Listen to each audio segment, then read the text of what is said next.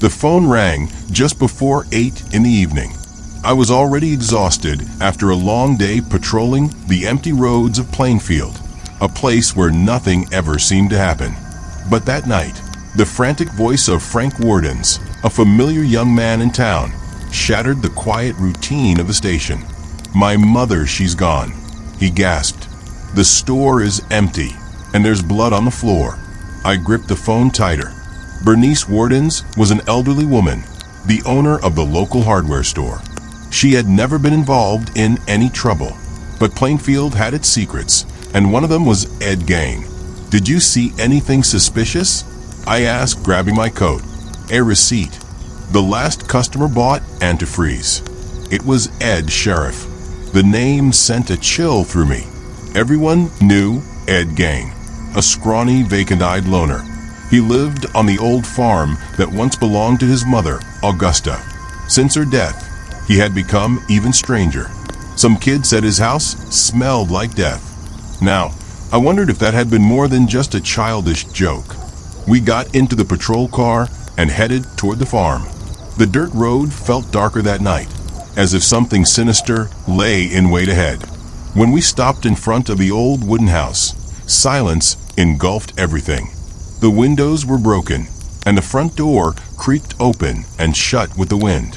"Something's not right," I muttered, pulling out my gun. We stepped inside. The smell hit us first. It wasn't just the stench of mold and filth, but something heavier, something that made my stomach churn. My boots sank into the dust-covered floor, mixed with dark fragments I didn't want to identify. The flashlight beam swept across the chaotic interior.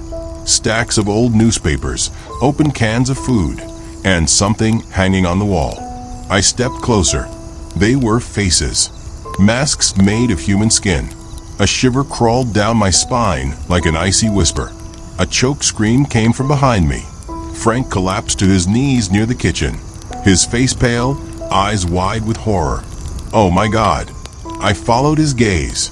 In the middle of a room, a grotesque mannequin wore a leather apron. No, not leather.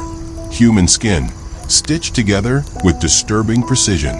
Beside it, a belt made of nipples. My legs felt frozen to the ground. The horror had no end. Then we heard footsteps in the barn. Slowly, we turned our flashlights toward the half-open door. The wind howled, making the wood groan. A shadow emerged from the darkness. Ed Gein stood there, and he smiled. My hand trembled as I gripped the lantern. The cold wind swept through the cracks in the old wooden structure, and the rustling of dry leaves on the floor sounded like invisible footsteps surrounding us. But Ed Gein's eyes were what disturbed me the most. He stood there, motionless in the barn's darkness, his face partially hidden in the shadows. And he smiled. "Good evening, Sheriff." His voice was calm, almost friendly. "What brings you here at this hour?" My throat was dry. My finger tightened on the trigger of my gun, but Ed didn't move. He was dressed in loose, dirty clothes, and his bare feet sank into the wet earth of the barn. The smile remained on his face, as if this was just a casual visit. "Where is Bernice Wardens?" I asked, trying to keep my voice steady. Ed tilted his head, as if considering the question. He blinked a few times, then slowly pointed toward something inside the barn. My lantern followed the direction of his finger. That's when I saw it. In the center of the barn, hanging by her ankles from a wooden beam, was the body of Bernice Wardens. A cold chill crawled down my spine. She was open from the neck to the abdomen, like a skinned animal. Her arms swayed slightly, as if the breeze were playing with the remnants of what had once been a living person. The metallic smell of blood mingled with the stench of decay and old hay, forming a suffocating fog around me. Frank let out a guttural groan, taking several steps back. My God. My eyes turned back to Ed. He didn't look scared or regretful. On the contrary, he looked proud. "I did a good job, didn't I?" His voice had a childlike tone. "Just like Mama taught me." I felt my stomach churn. My breath grew short. I needed to regain control. "Ed, you're under arrest," I declared, aiming my gun at him. Put your hands where I can see them and come with me. Now." He chuckled quietly, a rough, unsettling sound. "Oh, Sheriff, I knew you'd come, but I'm not alone." My lantern flickered as I looked around. For a moment, I felt like something was moving in the shadows. My eyes scanned the dark corners of the barn. Nothing but old rusted tools and torn feed sacks. But then I heard it, a whisper. It didn't come from Ed. It was something deeper, a sound faint, almost imperceptible, as though the walls of the barn were breathing. My heart raced. Was it just my mind playing tricks on me? Or was there something else with us? Ed took advantage of my distraction. In a swift motion, he ran to the back, disappearing into the shadows of the barn. "Damn it," I shouted, firing a shot into the air. Frank was in shock, his eyes fixed on the mutilated body of his mother. I grabbed him by the arm. "Stay with me, Frank. We can't let him escape." We ran through the barn, passing piles of hay and old farming equipment. My lantern shook as I swept the space with the light. Everything felt even more distorted, like we were trapped in a nightmare. Ed knew how to hide. He knew this place better than anyone. "Ed, come out now." My voice echoed through the wooden beams. A sound came from the back of the barn, a dry creak, followed by a muffled laugh.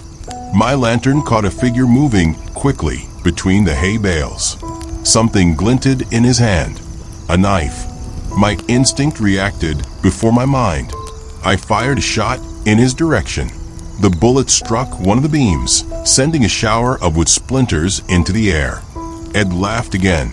"You don't understand." His voice came from different directions, as if it were everywhere.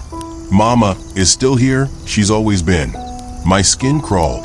That wasn't just the madness of a killer. There was something else there, something hanging over us like an invisible shadow. Then a loud noise. Something hit the ground with a crash. My lantern illuminated a hole dug in the floor of the barn, an hidden passage.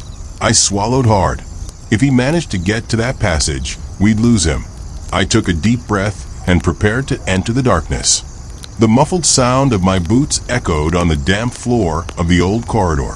The air was thick and cold, as if the darkness itself was breathing along with me. The lantern I held flickered, but my hand remained steady. I knew this moment was crucial, and there was no more time to lose.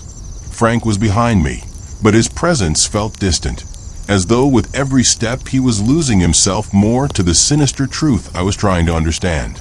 Every corner of that farm seemed to hide something macabre, something that couldn't be explained, but was right there, in plain sight, waiting to be discovered.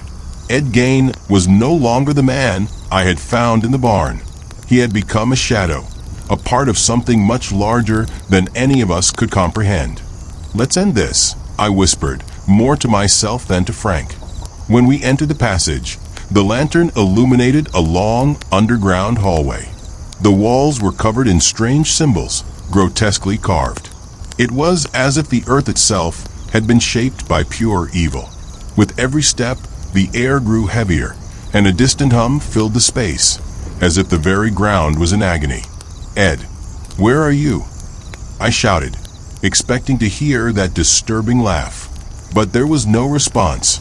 I looked at Frank, whose eyes were vacant, lifeless. He was there physically, but the presence of his mind seemed to have been ripped away along with the vision of that mutilated body. The worst was yet to come, and I knew he wasn't prepared for what we still had to face. The corridor was narrowing, and a soft light appeared ahead, but it wasn't the light of an exit. It was something different, something that seemed to call to me. It was the same light I had seen when I first entered that farm. It was an illusion, something trying to deceive me, to pull me into a reality I didn't understand. "Frank, don't approach," I yelled, but he was already moving. His steps were heavy, almost as if he were being dragged forward. I tried to follow him, but my mind was more alert now. Something terrible was about to happen. The light grew in intensity, and then I saw him. Ed Gein was standing at the end of the passage. His body seemed distorted, as if it were being consumed by the very darkness. He stood with his hands raised, as if summoning something. "You don't understand, do you?" he said in a trembling voice. "It's all for her. For her." I looked at Frank, but he was standing still, his eyes locked on Ed's figure, as if hypnotized. I knew I couldn't let this happen. I had to act now. I moved toward Ed, who looked at me with a smile full of a disturbing sharpness, as if challenging me. Then, without another word, he stepped back, disappearing into the darkness. The light dimmed, and everything around me fell silent. I ran. There was no more time. The only thing left was to stop that man from doing any more harm. When I turned the corner, I saw something that made me freeze. The wall in front of me opened like a grotesque mouth, revealing what was hidden behind it. A room full of human bodies, all hanging by wires, their faces mutilated, their eyes hollow. Frank was no longer there. He had vanished. I was alone, surrounded by the death that Ed Gein had spread everywhere. The ground shifted. The passage began to close like a trap. I was trapped, me and the shadows. It was the end. I knew it. I was witnessing something no human should have seen, and I wouldn't be the last.